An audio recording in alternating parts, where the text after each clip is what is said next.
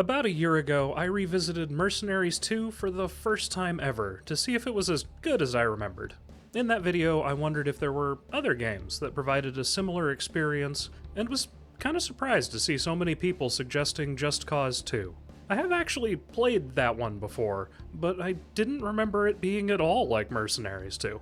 So I thought it'd be kind of fun to revisit Just Cause 2 to refresh myself, and see how it holds up all these years later. And I definitely did not remember this game. I didn't remember Carl Blaine, I didn't remember the greatest car in gaming, and I definitely didn't remember the ninjas. If you too did not remember the ninjas, come along as we try to answer a simple question. Is Just Cause 2 still good? The easiest way to answer that question is by figuring out what exactly this game in front of us is. And at its core, Just Cause 2 is a sandbox game. Specifically, it's on the tail end of that early era of sandbox games that were more GTA inspired and didn't feature so much of the climbing tall structures to map the area.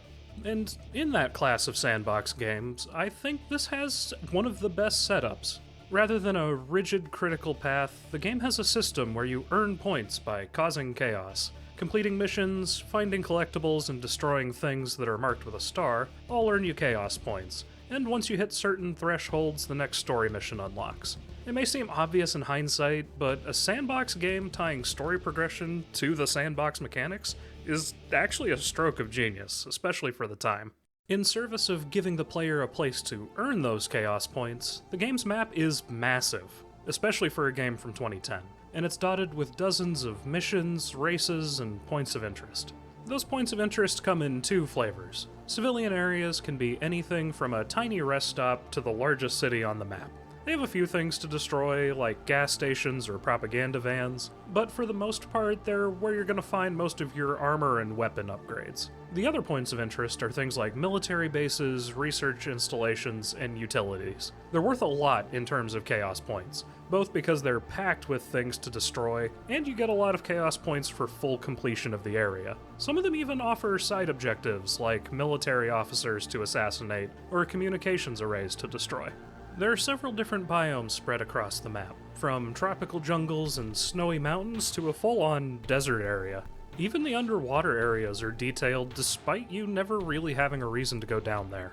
In fact, all of this makes me feel that the map may be a little too big, because a lot of the times it just feels empty. While there are some fast-moving vehicles, the commute between missions or when you're out exploring can be a bit grueling in terms of travel time. And it's not like there's much to do between the points of interest. The most you're going to stumble across are armor upgrades or civilian drivers that are mostly just there to be an easy source of vehicles or a liability when you're being pursued. The fast travel method you unlock eventually does help with that problem, but you have to find a place before you can travel there. I feel like if you shrank the map about 30%, or even just added in random events while you're traveling, the game world would feel a lot less empty.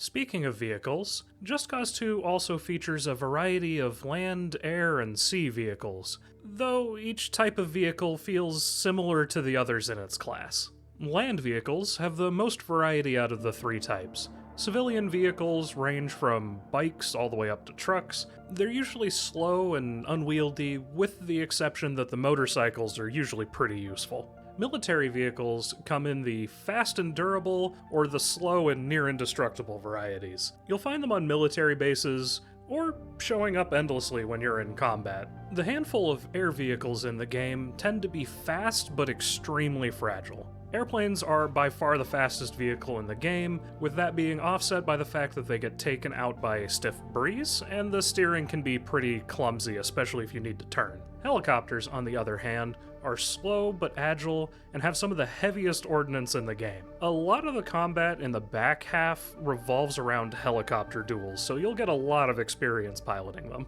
And lastly, sea vehicles are on average the slowest of the bunch. There are some fast ones like speedboats, and some of the military boats can move when they need to, but very little actually happens on the water, so you really don't get a lot of time with any of them.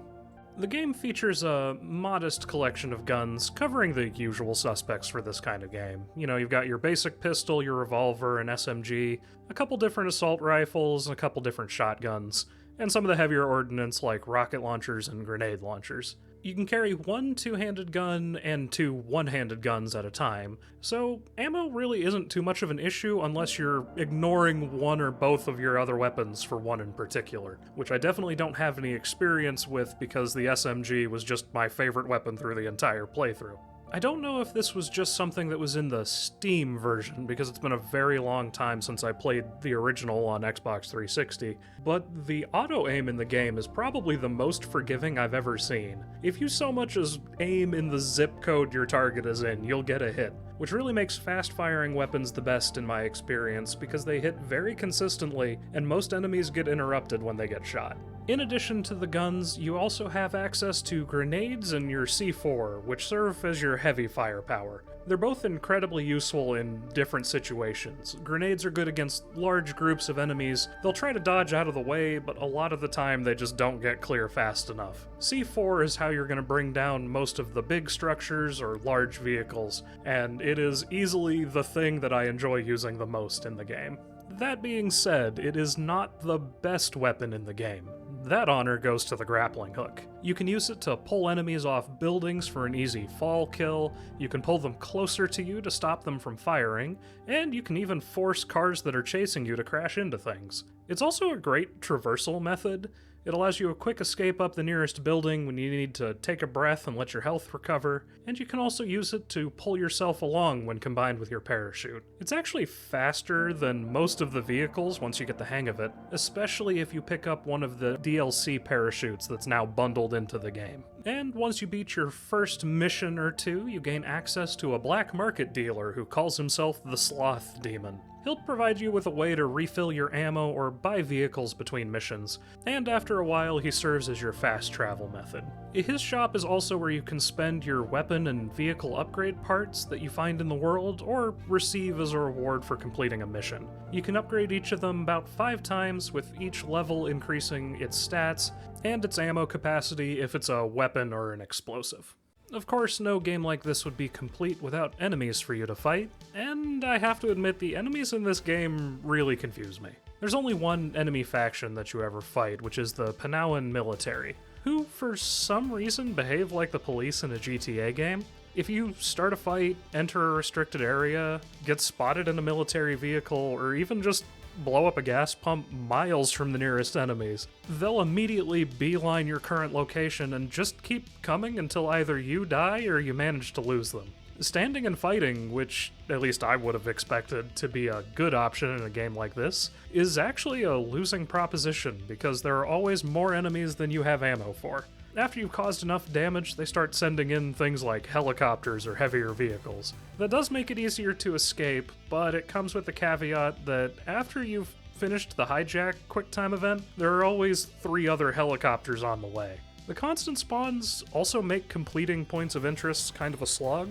You're constantly being shot at while you're sweeping an area for that one last upgrade you need, since the enemies respawn if you get too far away from them. The whole thing just feels like a strange choice to me, and I'd prefer if at least the points of interest had limited enemy spawns so you could clear them out without being constantly attacked, rather than every building you pass being a clown car constantly spewing enemies the minute you turn your back. Fortunately, you're not alone in your fight, as there are 3 friendly factions that you can meet through the game. The Ular Boys, the Reapers, and the Roaches. The Ular Boys are one of the local tribes to Panau, though for the most part they really just run like organized crime.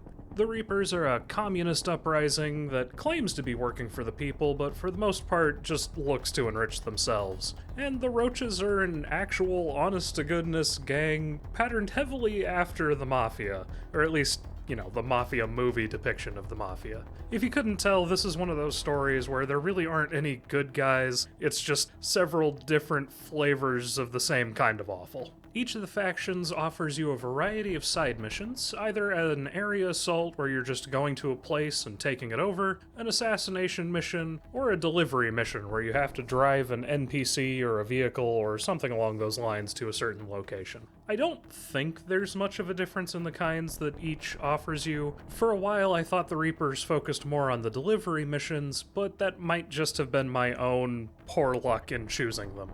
After you cause enough chaos, each faction will also ask for your help in taking a stronghold. Stronghold missions see you escorting a technician and a small fire team through a series of ambushes and then holding a point for a while until the stronghold commander shows up in a vehicle that usually folds up like paper. Taking strongholds expands the faction's territory on the map, and it opens up new missions and races for you to do. Very occasionally, you'll see faction troops in an area that you've handed over to them fighting government soldiers, but I only saw that a handful of times through my entire playthrough. And there aren't any different vehicles or weapons you can get for siding with the factions more than others, so you're going to end up working for all three factions quite a bit.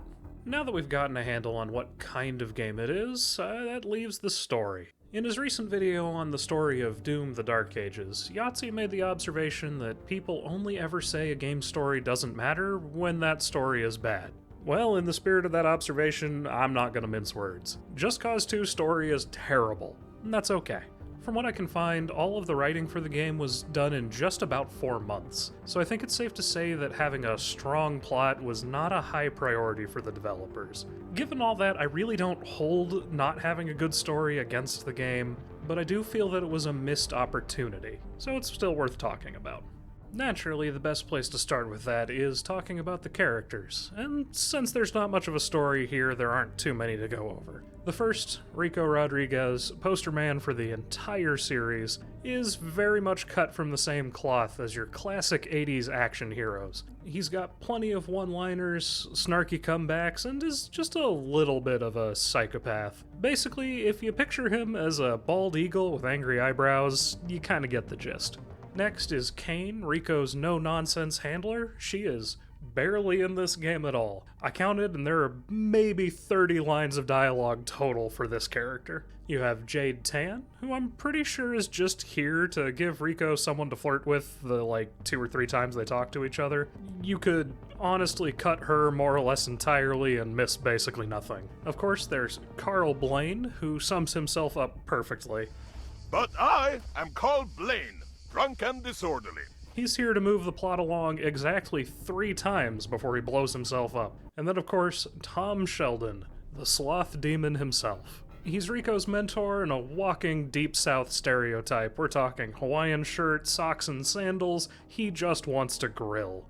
He's also the only character in the entire game with an actual sense of humor, which makes him most fun by default. The plot kicks off with the CIA sending Rico into Panau to hunt him down under suspicion that he's gone rogue, but it doesn't even try to pretend that's the actual plot. Finally, there's Pandak Panay, the despotic ruler of Panau. He doesn't really have a presence in the game until the very end, mostly just showing up in cutscenes occasionally, before his proper introduction in the final mission where you have 2 really underwhelming boss fights with him. He does claim to be invincible, which he has somewhat of a good claim to, because he survives being blown up, crushed, shot, blown up, and then does finally die after being tied to a nuke that gets dropped on part of the island. The overall plot of the game is about the major global powers vying for Panau's oil. You know, if I had a nickel for every Xbox 360 era sandbox about a proxy war between the US and China over another country's oil, I'd have 2 nickels, with possibly quite a few others out there still to be discovered. That plot does feel very rushed, though. There are 7 story missions total, counting the tutorial and the final 2-parter that hinges on that main villain shrugging off everything you throw at him. The entire middle of the story wraps up over 2 missions. One where you work with your criminal contacts to figure out who's pulling the strings of everything, and another where you find out that all 3 of the names that turns up are all staying at the exact same hotel purely by coincidence. Now, when I say the story is a missed opportunity, I'm not saying that I expected the game to be high art. Not every game needs to be a BioShock or a Marathon Infinity. In fact, honestly, I think it's for the best that most games aren't that. But there has to be a middle ground between those games and every plot-critical villain staying at the same hotel. The way I see it, if you're going to tell a story, you might as well try to tell an interesting one. And there were definitely some pretty easy things that the developers could have done to help make the story better, like flesh out the middle so maybe you're going after each of the guys individually rather than all three of them in the same mission, and make sure that the main villain actually has a chance to talk to the hero and interact with him before literally the last mission of the game. With all that in mind, that brings us back around to the question of whether or not this game still holds up. And for what it is and the time period it was made, I feel that it still does in a lot of ways. Part of that I know is just my own personal bias. For me, there's always going to be something nostalgic about 7th gen games. I put a ton of time back in my high school years into games like Halo 3, Left 4 Dead, Modern Warfare 2, and even Just Cause 2. But even setting that personal bias aside, this game is great for when you just kind of want to chill out and blow things up. It's almost the kind of game that you want to throw a podcast on for, as you're just roaming around the map and picking up random objectives as you go.